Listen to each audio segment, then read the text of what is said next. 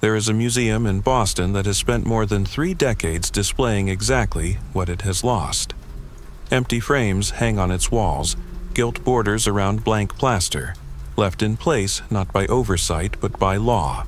The will that created this museum forbids any rearrangement of its collection. Not one object moved, not one frame taken down, under penalty of the entire collection being sold and the building closed for good. So when 13 objects vanished from these walls in a single night in 1990, the frames could not come down with them. They are still there. They have been there for 35 years. At 1:24 in the morning on March 18, 1990, a buzzer sounds at a side door. 2 men in the uniforms of Boston police officers say they're responding to a disturbance. The night watchman lets them in. 81 minutes later, they are gone. 13 works of art are gone with them, insured, appraised, and missing ever since, at a combined value now estimated near $500 million.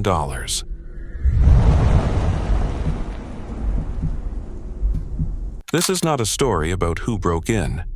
The door, as we'll see, was opened from the inside, by the rules. This is a story about an inventory. What a museum is legally required to count every single year, including the things it no longer has. To understand what's missing, start with the inventory taken before anything went missing. We learned that rule in the first file of this vault, and it holds here too.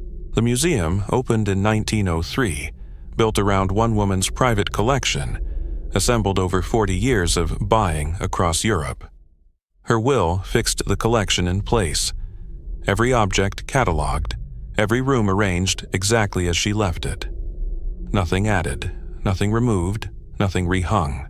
At 1:24 that morning, 2 men in police uniforms are buzzed through the side door on Palace Road. Within minutes, both overnight guards are handcuffed, led to the basement and bound to pipes, out of sight for the rest of the night. For the next 81 minutes, the museum has no working witnesses. What happens in that window is reconstructed entirely afterward from what was left behind.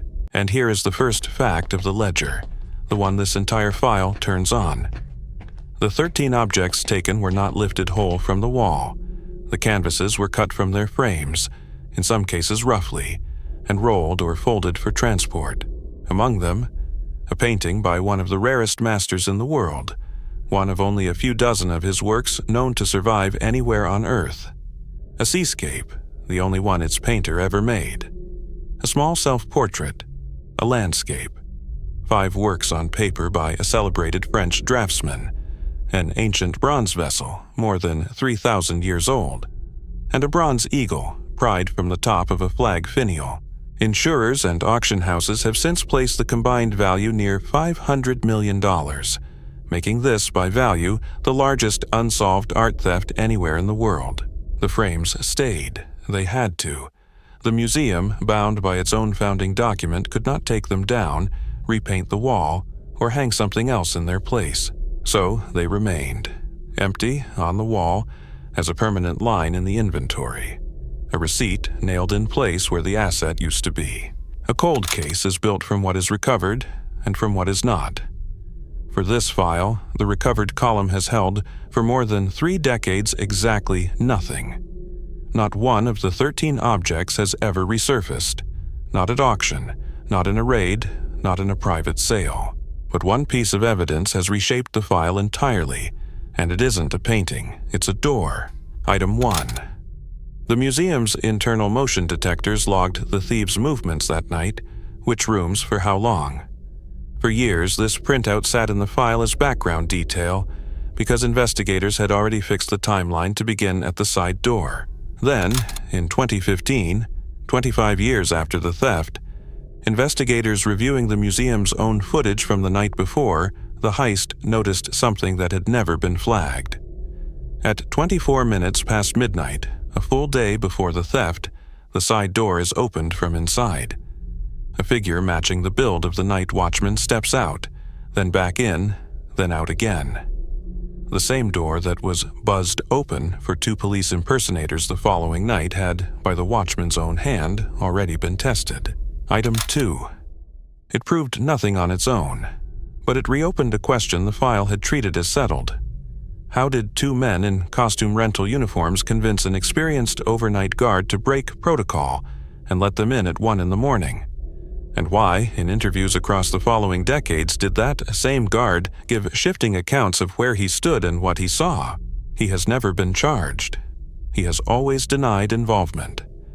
But the footage sits in the file as the only entry in the recovered column that points toward a person rather than an object. And it points at the door, not at the art. 35 years on, the recovered column still reads, 0 paintings, 0 arrests, 1 disputed door. Everything else, $500 million of canvas, bronze, and paper, sits on the other side of the ledger, exactly where it has sat since the morning of March 18th. So let's audit it, the way we audit every file in this vault. 2 columns, what's recovered, what's not. Recovered, nothing. No painting, drawing, or object has been returned, sold, seized, or even reliably cited in 35 years. The reward for their return, now $10 million, the largest ever offered for stolen property in the United States, has never been paid because nothing has ever been brought forward to pay it for. Missing. Line 1. 13 works, paintings, drawings, and antiquities, insured and appraised at a combined value near $500 million, including the only seascape its painter ever produced and one of the rarest works by a Dutch master anywhere in the world. Missing. Line 2. The frame's contents only. The frames themselves remain by law exactly where they were. Missing. Line 3. Any suspect ever charged. The statute of limitations on the theft itself expired decades ago. No one can now be prosecuted for taking the art, only for knowingly possessing or trafficking it, starting today. 3 theories survive the audit. Theory A. The art still exists, moving through a network that doesn't deal in receipts. In 2013, the FBI linked the heist to late gang members, tracking the art along the East Coast. Unsellable on the open market, these stolen masterpieces remain trapped.